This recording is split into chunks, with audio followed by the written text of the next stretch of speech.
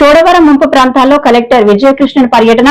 మంథా తుఫాను బాధితులకు అండగా నిలవాలి, అధికారులకు ఆదేశం. చోడవరం ముంపు ప్రాంతాల్లో కలెక్టర్ విజయకృష్ణన్ పర్యటన. మోంతా తుఫాన్ బాధితులకు అండగా నిలవాలి, అధికారులకు ఆదేశం. మోంతా తుఫాన్ కారణంగా అనకాపల్లి జిల్లా చోడవరం నియోజకవర్గ కేంద్రంలోని పలు ప్రాంతాలు ముంపుకు గురయ్యాయి. ఈ నేపథ్యంలో జిల్లా కలెక్టర్ విజయకృష్ణన్ బుధవారం ముంపు ప్రభావిత ప్రాంతాలలో విస్తృతంగా పర్యటించారు. కలెక్టర్ నేరుగా బాధితులతో మాట్లాడి వారి సమస్యలను అడిగి తెలుసుకున్నారు. అనంతరం స్థానికంగా ఏర్పాటు చేసిన తుఫాన్ పునరావాస కేంద్రాలను సందర్శించారు. అక్కడ అందుతున్న సదుపాయాలు, భోజన వసతుల గురించి బాధితులను ఆరా తీశారు. ఈ సందర్భంగా కలెక్టర్ విజయకృష్ణన్ అధికారులతో మాట్లాడుతూ తుఫాను వలన ఏర్పడిన ఇబ్బందులతో ప్రజల జనజీవనానికి ఎటువంటి ఆటంకం కలగకుండా తక్షణ చర్యలు చేపట్టాలని గట్టిగా ఆదేశించారు.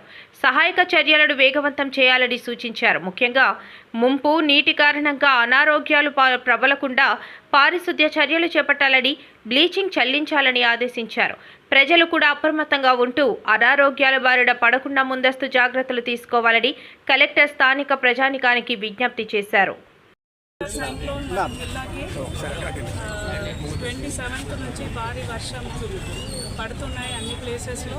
మనకి పాడేరు అంటే ఏఎస్ఆర్ జిల్లాలో కూడా వర్షం పడడం వల్ల కింద ఎక్కువ మనకి వాటర్ వస్తున్నాయి. సో అది రావడం వలన ఎక్కడెక్కడ కొద్దిగా కెనాల్ కెపాసిటీ సరిపోవట్లేదు. ఆ చుట్టుపక్కల ఉన్న లో లయింగ్ ఏరియాలో ఇనండేషన్ జరుగుతున్నాయి.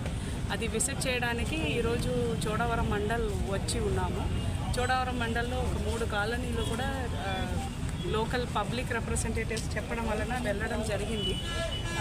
వాటర్ అక్కడ స్టాగ్నేషన్ ఉంది. అది కూడా పంపులు పెట్టి వాటర్ని ఈరోజే మనం ఇవాక్యుయేషన్ చేయడం ఒకటి. రెండవది, ప్రజలందరూ ఆల్రెడీ రిలీఫ్ క్యాంప్లో ఉన్నారు. వాళ్ళకి ఏరియా క్లీన్ అవుతున్న దాకా భోజనం కంటిన్యూ చేస్తాము. దాంతోపాటు వీళ్ళు ప్రతిసారి ఇలా వర్షం పడడం, దాంట్లో ఇల్లులు ఇనండేషన్ అవుతుంది అని చెప్పడం జరిగింది. దానికి మీద కూడా మనం ప్రభుత్వం స్టార్ట్ చేసిన హౌసింగ్ ఫర్ ఆల్ స్కీమ్ కింద వాళ్ళకి హౌస్ సైట్ చేయడం, దాంతోపాటు వాళ్ళకి ఇల్లు కట్టుకోవడానికి హౌసింగ్ స్కీమ్ కూడా మేము ప్రపోజల్స్ పంపిస్తాము.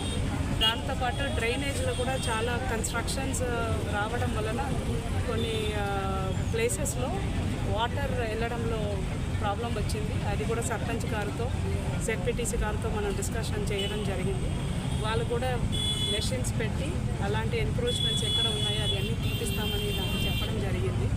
మేము ఒక 24 గంటల్లో ఈ వాటర్ అన్నీ వెళ్ళిపోవాలి, ప్రజలు ఎలాంటి కష్టంలో ఉండకూడదు అన్నదే మన అజెండా.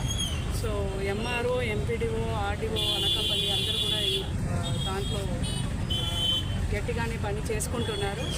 ఇదే సీరియస్నెస్తోనే మనం ఈ మండల్లో ఉన్న అన్ని ఎక్కడెక్కడ ఇలాంటి ఇష్యూస్ ఉన్నాయో అన్నీ మనం వార్ ఫుటింగ్లో చేపిస్తాము. ఒకటే ప్రేయర్, వర్షం మళ్ళీ ఎక్కువ రాకూడదు, అది ఒకటే దేవుడిని ప్రే చేసుకుంటాము.